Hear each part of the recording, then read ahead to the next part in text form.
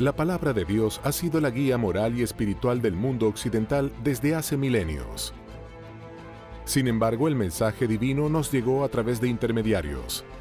Mi profesor de teología nos decía, traduttore, traditore, traductor, traidor. Si el traductor no está de acuerdo con el autor, cambia al autor y quienes leímos al traductor creemos que el autor lo dijo. ¿Quiénes fueron estos elegidos para traer las enseñanzas de Dios hasta nosotros? ¿Fue Moisés realmente encargado de llevar a su pueblo a través del desierto por mensaje divino? ¿Los 10 mandamientos que conocemos hoy son los que Dios le dio a Moisés? ¿O existieron otros que fueron ocultados? Cuando Dios da la ley a Moisés, dice que le da 10 mandamientos. Sin embargo, tenemos más de 600 mandamientos que se dan al pueblo. ¿Quiénes son las personas que dicen ser los actuales mensajeros de Dios? Dios debe poder hablar a través de algunas personas hoy. En cierta forma, ellos son como los ángeles, ellos son mensajeros de Dios. ¿Pudo la Iglesia asesinar a quienes entregaron un mensaje distinto al que su institución pretendía? ¿Han llegado nuevos mensajeros de Dios a Latinoamérica que la Iglesia no reconoce? Un santo pagano, bueno, es un término con el cual se quiere tildar a personas que ya murieron y que el pueblo o determinado grupo considera santo. Según la Biblia, la palabra de Dios nos llega a través de sus múltiples mensajeros.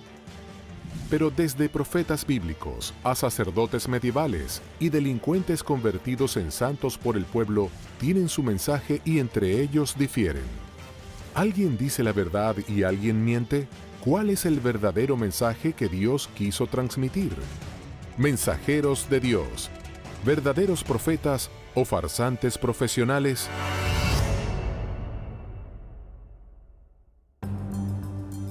El Cairo, Egipto. Es hoy una populosa metrópolis con más de 8 millones de habitantes. Las orillas del río Nilo fueron durante milenios el epicentro político de la región.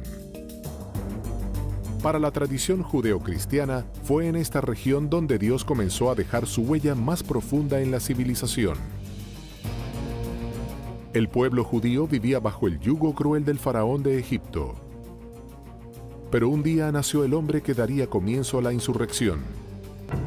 Y habló el rey de Egipto a las parteras de las hebreas, una de las cuales se llamaba Cifra y otra Fúa, y les dijo: cuando asistáis a las hebreas en sus partos y veáis el sexo, si es hijo, matadlo, y si es hija, entonces viva. En el hogar de Moisés, la madre pues quedó embarazada y tuvo a su hijo y lo tuvo oculto durante 3 meses. Por temor a que le hicieran daño, a que lo matara el poder del faraón, lo metió dentro de una cesta con betún y lo puso en el río Nilo, en un lugar de juncos, de tal forma pues, que no hubiera peligro de que se ahogara. Y el niño fue descubierto por la hija del faraón. La hija del faraón lo recogió, vio que era un niño hebreo, desde el primer momento vio que era un niño hebreo, y justo en ese momento se encontraba ahí la hermana de Moisés. Entonces la hermana de Moisés le ofreció a la hija del faraón conseguirle una nodriza, y la nodriza que le consiguió fue la misma madre de Moisés. Desde sus mismos orígenes hay quienes dudan de los relatos de la vida y nacimiento del mensajero más notable de la historia bíblica. Así son los mitos, porque hoy metes un bebé a una canastita de mimbre y se hunde, ¿no? Yo creo que traía flotadores en ese entonces, a ver qué, pero... Y además así son de atinados los mitos, no lo rescata cualquier mujer, la rescata exactamente la hija del faraón, ¿no? Y permite que la mamá judía, que es otra casualidad mítica, sea la nana. ¿Por qué habría de ser tan importante en el devenir de su historia el ser criado por la corte del faraón? Alguien que va a liberar y que va a liderar una rebelión contra el poder no puede ser educado ni criado con mente de esclavo. Muchas veces el líder no tiene que tener los miedos ni las ataduras que tienen los oprimidos. Dios eligió a un representante para que lleve su palabra en uno de los momentos más oscuros para el pueblo judío. ¿Cuál es la forma en la que Moisés llega a convertirse en el más grande mensajero de Dios de todos los tiempos?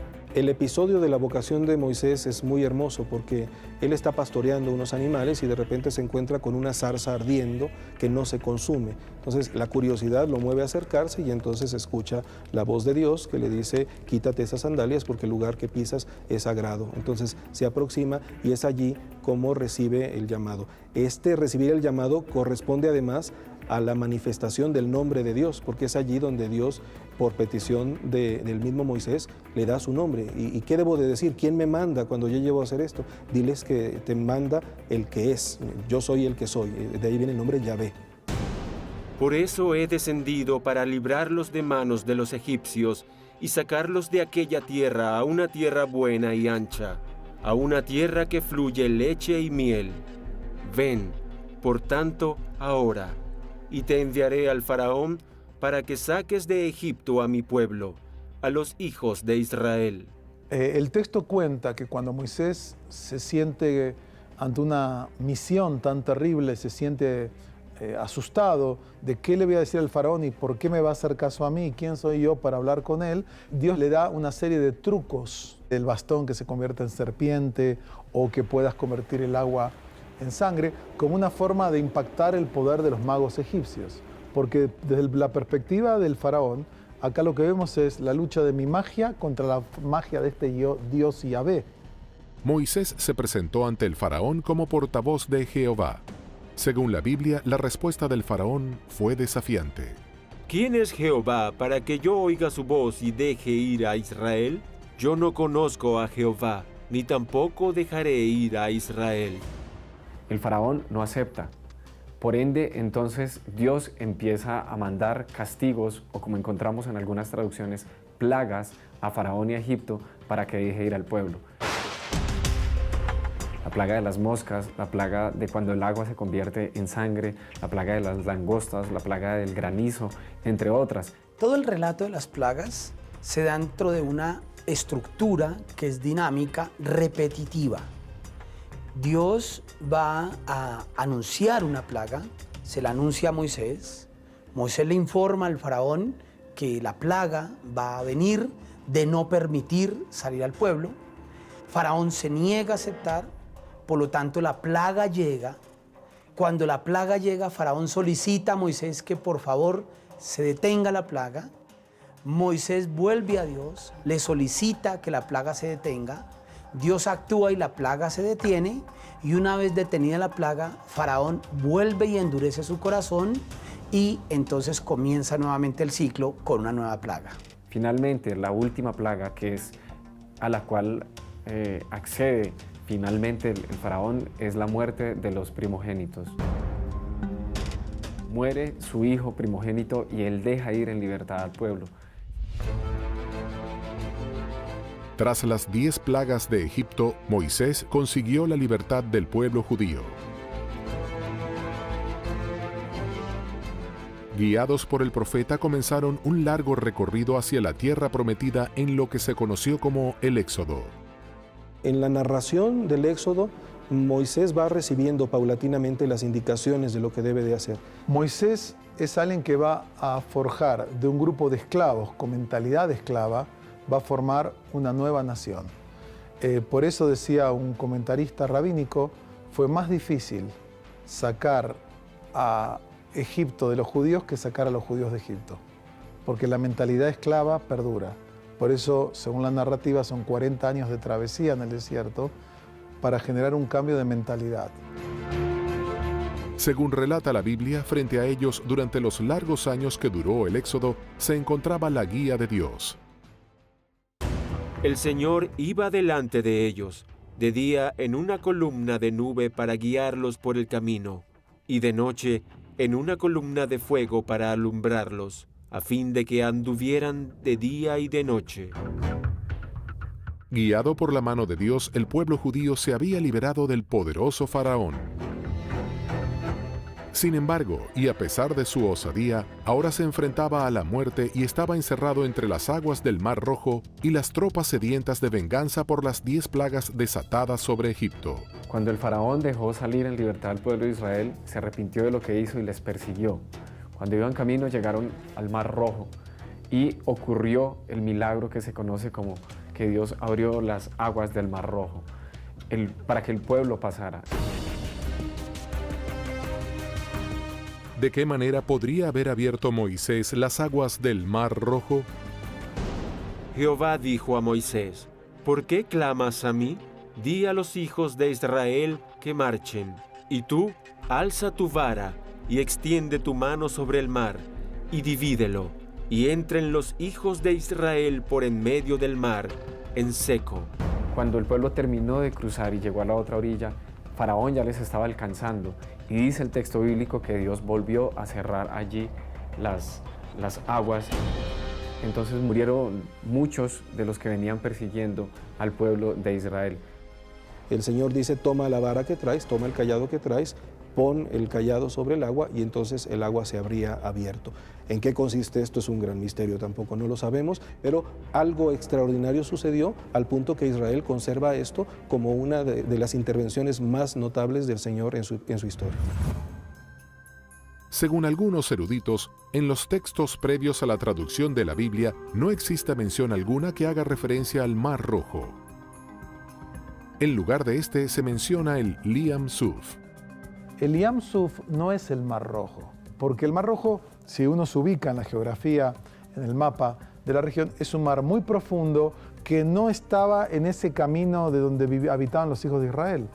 Lo que se llama el mar de Liam Suf en la Biblia, que es un mar de las cañas, no es un mar, es un lago salitre por su contacto con el mar, que está ubicado en la zona donde ellos están. Es mucho más coherente, más lógico desde todo punto de vista. Entonces, yo siempre cuando hablo del Mar Rojo, hablo del mar de las cañas o de los juncos.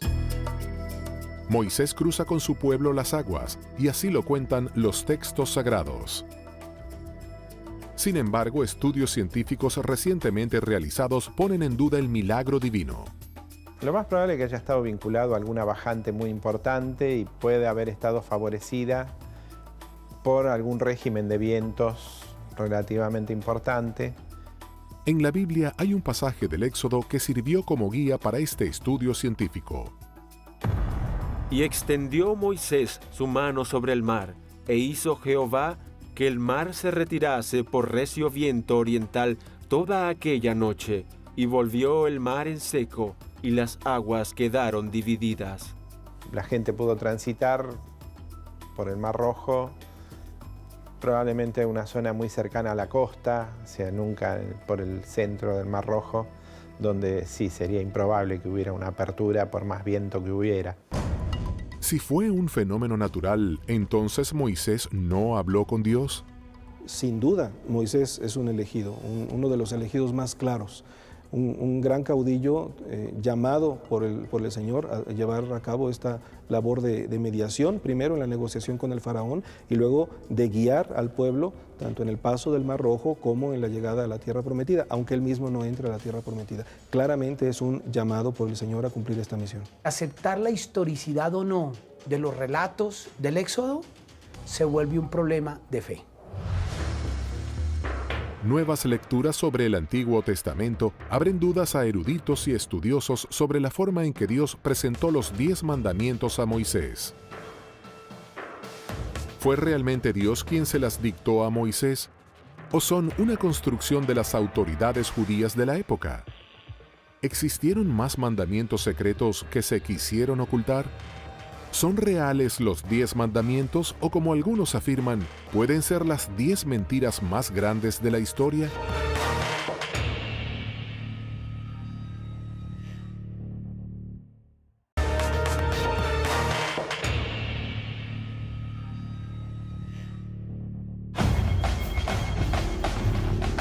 Moisés, el principal mensajero divino, seguía adelante a través del desierto guiado por Dios, llevando a su pueblo hacia su liberación.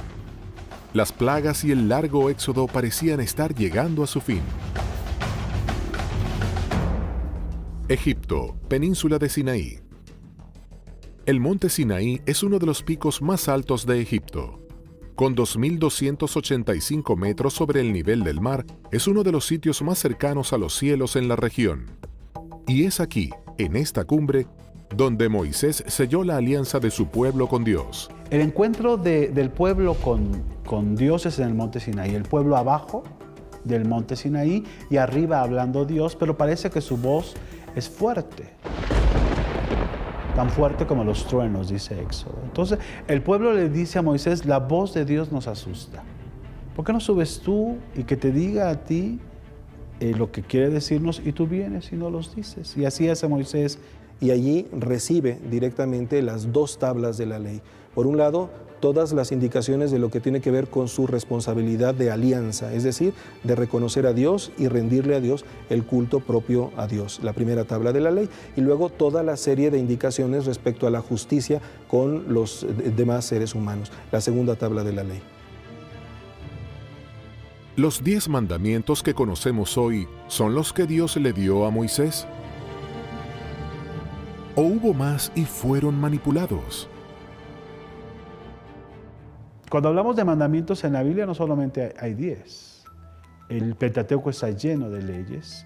Hay muchas listas de mandamientos en Números, en Levítico, en el mismo Éxodo, ¿no? Se les llama mandamientos o leyes, simplemente son propuestas u órdenes que se le van a dar a un pueblo y a los líderes para que pueda haber una buena manera de vivir.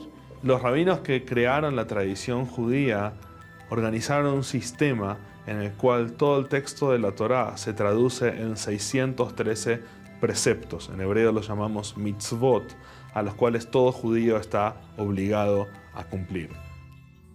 La relación entre Moisés y Dios se repitió en otras religiones y en otros mitos, pero con distintos protagonistas.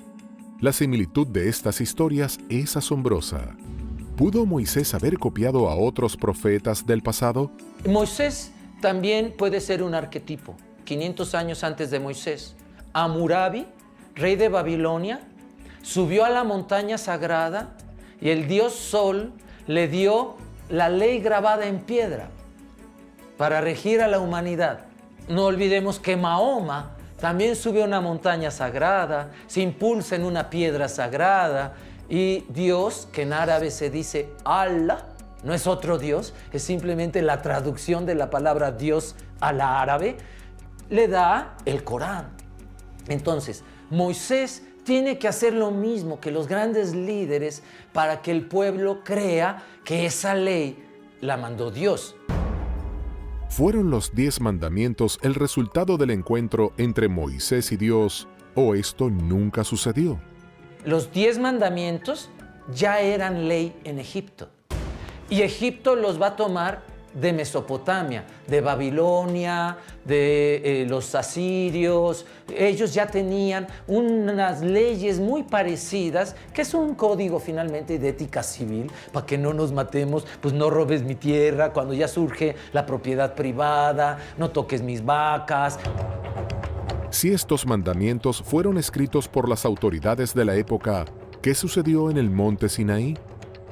Muchos especialistas afirman que los 10 mandamientos bien podrían haber sido más, o podrían haber sido distintos. ¿Cuál es la versión bíblica de este encuentro y la escritura en las tablas de la ley? Y dio a Moisés, cuando acabó de hablar con él en el monte de Sinaí, 2 tablas del testimonio, tablas de piedra escritas con el dedo de Dios. Cuando Moisés baja, cuenta la historia bíblica que ve al pueblo adorando a un becerro de oro, pero que ellos llaman Yahvé, o Jehová, le dan el nombre de Dios. Pero aquí el problema es que le dieron imagen a Dios. Y uno de los mandamientos es que no le des imagen. Porque si tú le das imagen a Dios, tú puedes controlar a la imagen. Y aconteció que cuando él llegó al campamento y vio el becerro y las danzas, ardió la ira de Moisés, y arrojó las tablas de sus manos y las quebró al pie del monte. Los 10 mandamientos están escritos en 2 tablas, y hubo 2 ediciones de esas 2 tablas. La diferencia entre una y otra es que, según la Torá, en el primer caso Dios escribió con su propio puño las tablas, y en el segundo caso Dios dictaba y Moisés escribía, lo cual nos da lugar a pensar que ya hay ahí una brecha, ¿no? Mi profesor de teología nos decía, traductore traditore, traductor, traidor. Si el traductor no está de acuerdo con el autor, cambia al autor y quienes leímos al traductor creemos que el autor lo dijo. Los 10 mandamientos y la forma en que fueron entregados a su mensajero siguen siendo un misterio y para muchos pudieron haber sido manipulados. Y Jehová dijo a Moisés: escribe tú estas palabras, porque conforme a estas palabras he hecho pacto contigo y con Israel. ¿Pudo Moisés haber manipulado los textos o fue un mensajero de Dios?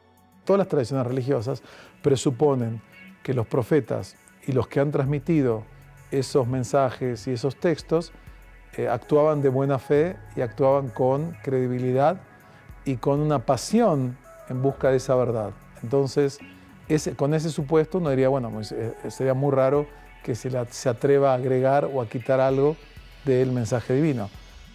¿Fueron los textos canónicos que involucran a Moisés los únicos que relatan lo que Dios quiso transmitir sobre los mandamientos que hoy conocemos, o hubo otros que ofrecen una versión distinta? A principios del siglo II y hasta el siglo V se escribieron distintos evangelios.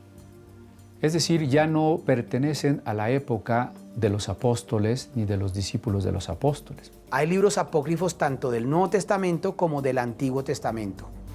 Dentro de los apócrifos del Antiguo Testamento encontramos una comunidad llamada los esenios, que era una secta judía, que van a producir una serie de textos, y uno de esos textos nos habla acerca de las tablas y de las dos tablas, de los dos momentos en que hacen las tablas, y se va a proponer que la razón por la cual se cambian las tablas es para endurecer las reglas allí previstas, las normas previstas. La novedad de los grupos esenios es que habría mandamientos nuevos. Por ejemplo, el de purificarse en agua 2 o 3 veces al día, el de vestirse de blanco, el preferir una comida un tanto más vegetariana y frugal que el resto de los judíos, y la preferencia por abstenerse de las relaciones sexuales. ¿Cuáles fueron los verdaderos mandamientos que Dios quiso dejarle de legado a la humanidad? ¿Fueron los 10 mandamientos el resultado del encuentro de Moisés con Dios? Los más creyentes creen que sí.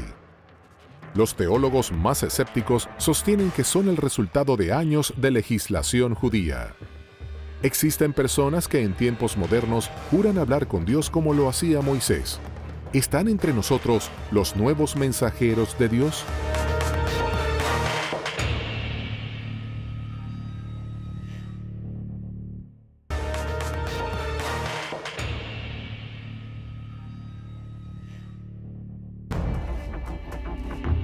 El encuentro de Dios con Moisés, donde recibe los 10 mandamientos, sigue siendo motivo de debate. Durante muchos años, la Iglesia ha tenido distintos profetas que han llevado la palabra bíblica. Y muchos creen que los mensajes de Dios siguen, no se han acallado, en especial en Latinoamérica.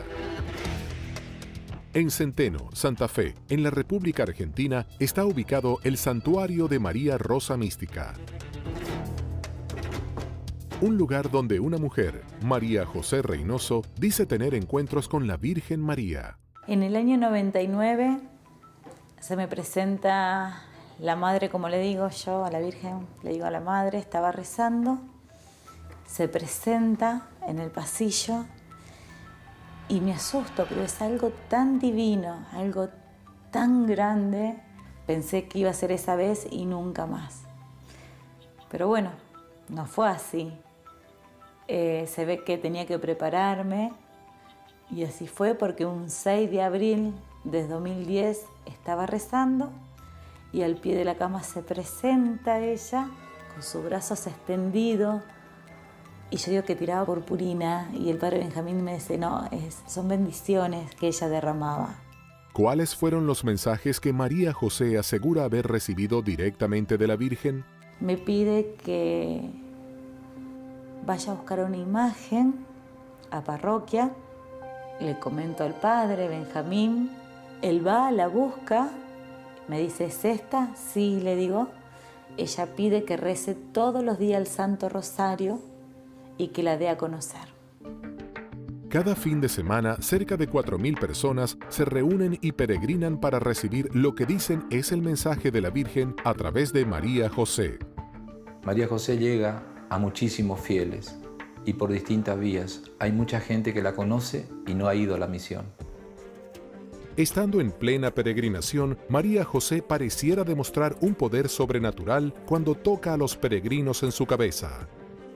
Tiene la capacidad de desvanecer a los asistentes de la procesión. ¿Qué es lo que experimentan sus seguidores, quienes aseguran no ser los mismos luego de la imposición de manos? Sentí una paz, un descanso, te sale toda esa angustia que uno tiene adentro.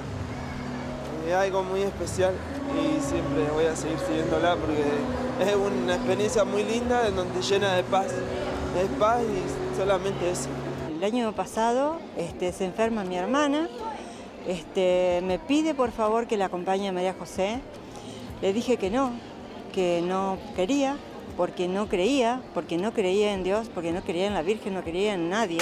Yo hago la cola para que le dé su bendición y la primera que caigo soy yo.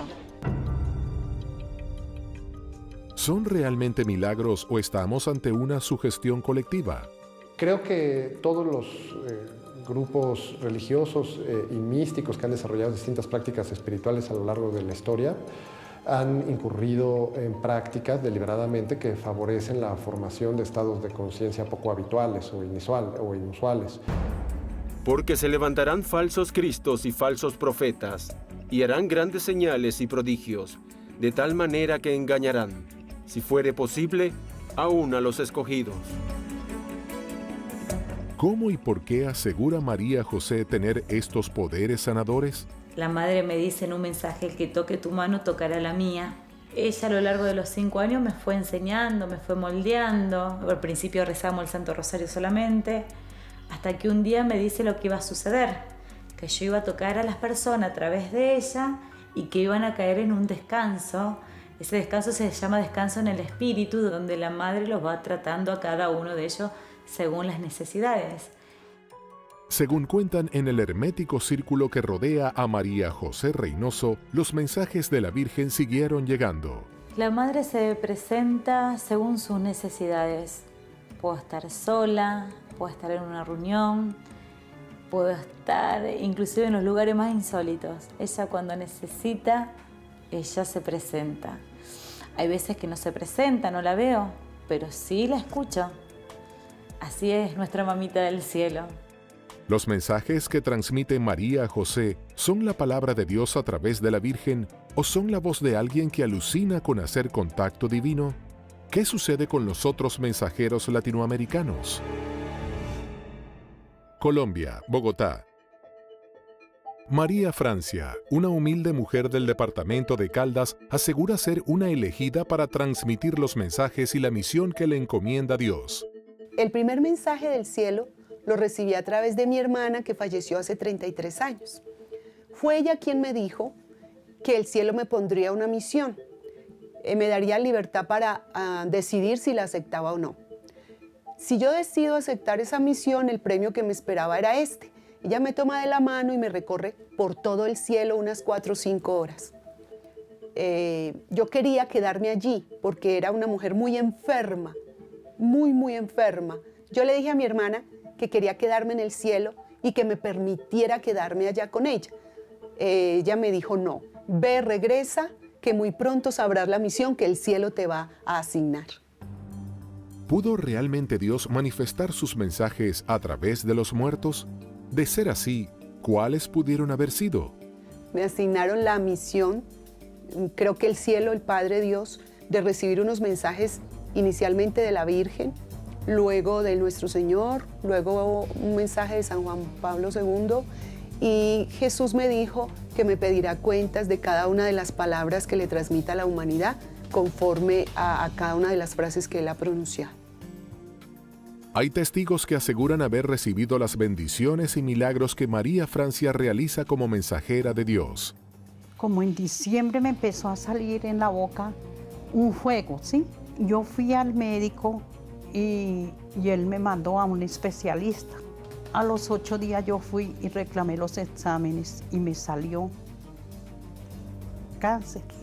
Y estaba que llovía y yo me paré ahí en una reja y pasó por mi cabeza tantas cosas. Entonces yo miré para el charco y ahí estaba una lucecita que me brillaba en ese charco del agua. Yo me agaché y yo la recogí. Imagínense en ese charco del agua. Y era una virgencita, era la virgencita de la Milagrosa, la virgencita que veneran acá. María Francia y William son intermediarios de Dios y creo firmemente en que a través de ellos Dios y la Virgen se comunican con nosotros, nos dan sus mensajes y nos dejan conocer mucho del camino y de la vida de ellos. Y así entonces yo seguí viniendo y seguí viniendo. Entonces yo le dije, a los 3 meses de que ella me colocó las manos, ay no, me dijeron que yo ya estaba sana, que yo ya me había sanado, que yo ya no tenía nada. Gracias a Dios y a la Santísima Virgen me sanó. La Biblia pareciera contemplar la posibilidad de mensajeros. Y Jehová, el Dios de sus padres, envió constantemente palabra a ellos por medio de sus mensajeros, porque Él tenía misericordia de su pueblo y de su habitación. ¿De qué manera podemos saber si son realmente mensajeros de Dios? ¿Cómo se manifiesta la Iglesia Católica en estos casos? La Iglesia evalúa esos mensajes, evalúa a la persona para ver si está cuerda. Si es así, evaluamos el mensaje. ¿Es un mensaje consistente con los evangelios? Las revelaciones privadas, incluyendo todo lo que ha revelado a través de la Virgen María y sus apariciones, son, en cierto sentido, opcionales. Son muy buenas para creer, pero no estamos obligados a creer esas cosas. Para la Iglesia que cree y es posible una aparición, también manifiesta prudencia, y no es que la Virgen o los santos estén apareciendo a cada segundo, a cada instante y en cualquier lugar, y no dar crédito tanto a estas supuestas apariciones. Amados, no creáis a todo espíritu, sino probad los espíritus si son de Dios, porque muchos falsos profetas han salido por el mundo. No existe la posibilidad de que Dios necesite mensajeros para estar revelando realidades cotidianas, repetitivas, y sobre todo, si Dios pretende un mensaje específico a una comunidad, no necesariamente va a haber una persona exclusiva utilizada para ese tipo de manifestaciones. Lamentablemente no estoy avalada por la Iglesia. Al principio sufrí muchísimo, pero bueno, lo fui asumiendo. Quiero estar avalada por mis padres celestiales, es lo que más me importa en este momento.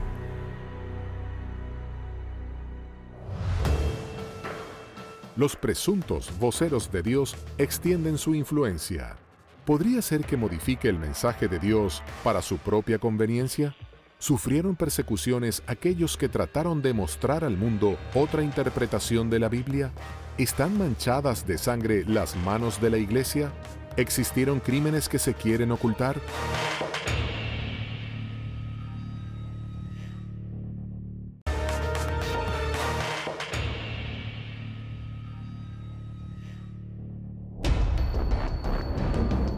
Los mensajeros de Dios no solo se encuentran en los pasajes bíblicos, sino también, como algunos aseguran, se encuentran hoy trabajando entre nosotros más allá de las páginas del libro sagrado. Las traducciones de la Biblia han sido numerosas, a 450 lenguas de forma completa y a más de 2000 de forma parcial, lo que la convierte en el libro más traducido de la historia. Cada nueva traducción lleva el mensaje de Dios a millones de personas. Pero tratar de divulgar la palabra divina podría ser muy peligroso.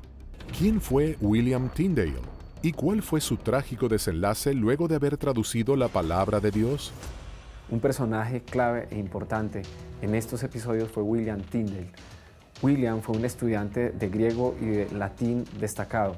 Se caracterizó por querer traducir el texto griego que había traducido Erasmo de Rotterdam al inglés del pueblo común en Inglaterra. Sin embargo, muchos no permitieron que se tradujera el texto al idioma común del pueblo Y eso ocurrió no solamente en Inglaterra, ocurrió también en Alemania, en Suiza, en los Países Bajos.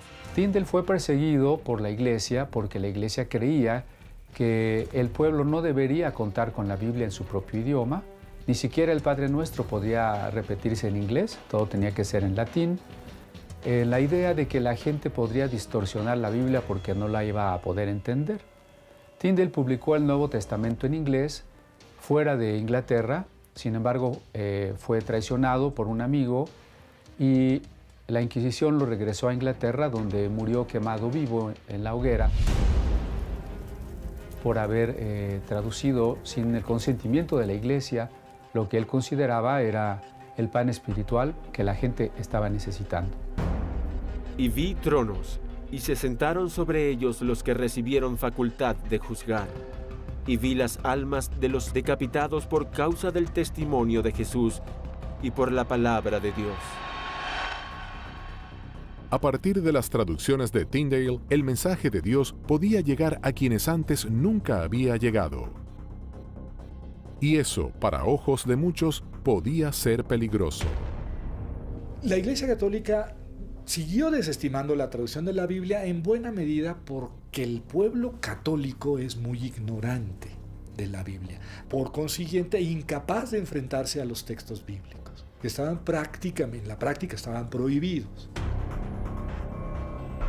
Según eruditos y teólogos, la traducción de Tyndale era peligrosa porque al acercar el mensaje de Dios al pueblo, el sacerdote ya no era el intermediario entre los feligreses y Jehová.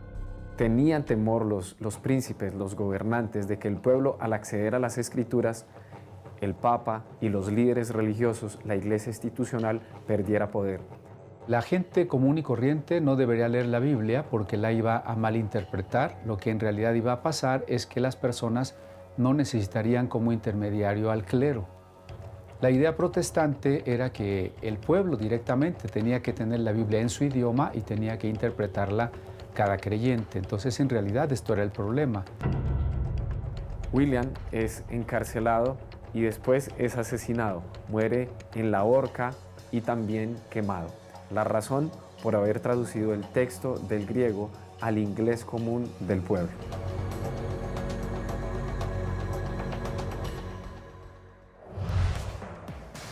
Según expertos, son tantos los intérpretes y mensajes que el mensaje de Dios comienza a percibirse difuso. ¿Podría ser este uno de los motivos por los que muchas personas se vuelcan a creer en los santos populares? ¿Cuál es la diferencia entre estos santos y los aceptados por la Iglesia? Hablar de mensajeros de Dios no puede circunscribirse a la Biblia y al cristianismo.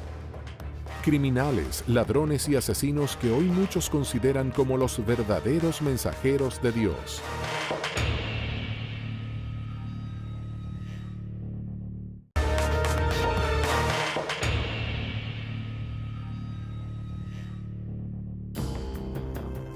Los mensajeros de Dios a lo largo de la historia tuvieron distintos protagonistas y diferentes desenlaces.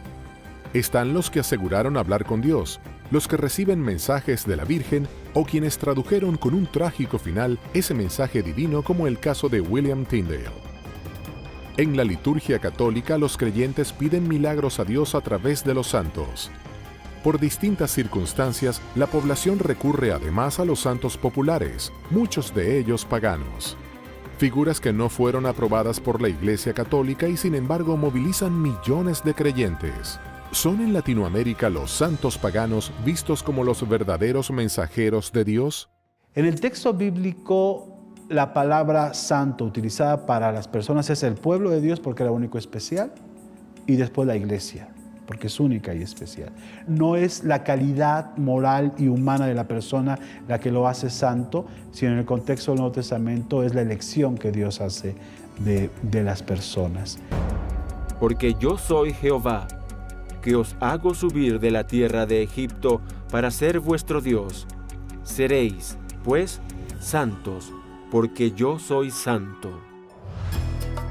Acusados muchos de violaciones, robos y asesinatos, los santos paganos populares latinoamericanos suelen tener un pasado criminal. El santo de los narcotraficantes o el santo de los ladrones, etc. no serían mensajeros de Dios, primero, ni sabemos si existieron. Segundo, el cristianismo no es fetichista. El cristianismo no supone que una imagen o que un objeto te va a resolver los problemas. El interés de Cristo está en la transformación del corazón de las personas. Podríamos pensar que los santos populares están asociados a lo que sería la precarización, la necesidad, la ausencia de canales institucionales para resolver muchos problemas que ellos podrían ser atendidos sin necesidad de recurrir a fuerzas mágicas, supranaturales o religiosas. ¿Quiénes son estos personajes convertidos en santos populares a quienes se les pide milagros? México, Tijuana. En esta región sobresale la figura de Juan Soldado, santo patrono de los indocumentados mexicanos. La figura de Juan Soldado solo tiene sentido como todos los santos populares a partir de su inscripción en una historia social particular. Y en este caso la historia social es el fin de la llamada ley seca, la ley Volstead, el fin del prohibicionismo del licor. Esto genera un movimiento, la gente se enfrenta, hay muertos, se cierra la frontera internacional, se declara el Día Sangriento de Tijuana. En ese movimiento justo se da el asesinato de la niña Olga Camacho. La gente va y trata de linchar al supuesto responsable, Juan Castillo Morales, a quien se le acusa. Y en una situación sumamente irregular se le aplica la ley fuga. Y delante de los ojos de todos, pues es abatido, es muerto. Inmediatamente después empiezan a aparecer testimonios donde supuestamente Juan Castillo Morales se aparece su ánima clamando su inocencia. Entonces, la misma gente que quería lincharlo inicia un proceso de santificación. Pero ¿cuáles serían los motivos por los que se los convierte en santos a estos personajes que parecen estar tan alejados de la palabra del Señor? En la Biblia no hay ninguna figura santa, no hay ninguna figura perfecta. Más aún, el libro de Eclesiastés dice una frase que no hay persona justa que no peque. Y nosotros vemos los defectos de Abraham, de Moisés, de las figuras más sagradas. Son seres humanos que en su búsqueda de encontrarse con Dios, de cumplir con su misión, con su destino, tropiezan, caen, encuentran su lugar en el mundo. Otro de los santos paganos más populares es conocido como Santa Muerte. El origen de esta creencia data de la época prehispánica y está relacionado con los dioses aztecas y mayas. ¿Por qué aquellas personas que viven vidas signadas por la violencia veneran a este santo pagano?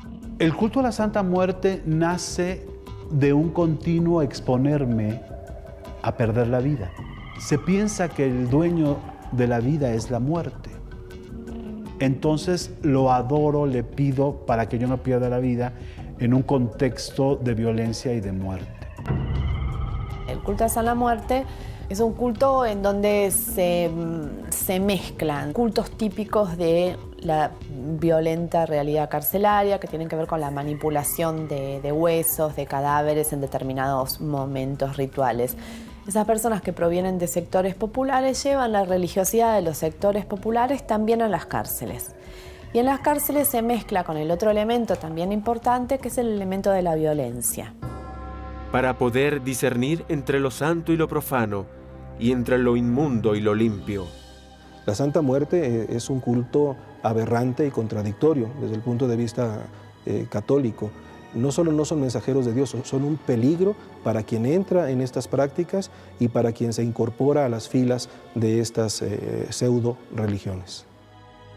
¿Por qué estos santos son venerados cada día por más personas si su pasado se relaciona con la violencia y la muerte? Los santos paganos responden a esas necesidades específicas de las personas porque siempre hay pobreza, siempre ha habido una injusticia económica en todos los pueblos. Entonces, bueno, estos personajes y estos otros líderes alternativos van a decir, vengan, hay un lugar para ustedes, si en su iglesia y en sus gobiernos, en sus sociedades y en sus familias no los aceptan, nosotros sí los aceptamos.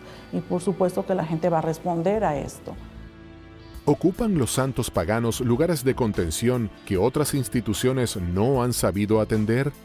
¿Es esta una forma plebeya y rebelde de comunicarse con Dios en la que el pueblo establece sus propios mensajeros?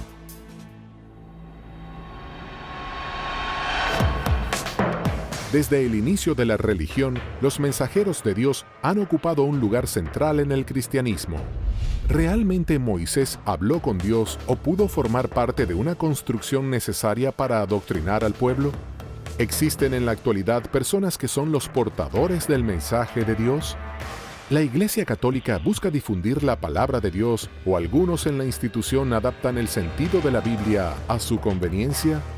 Los mensajeros de Dios, otro de los misterios de la Biblia prohibida.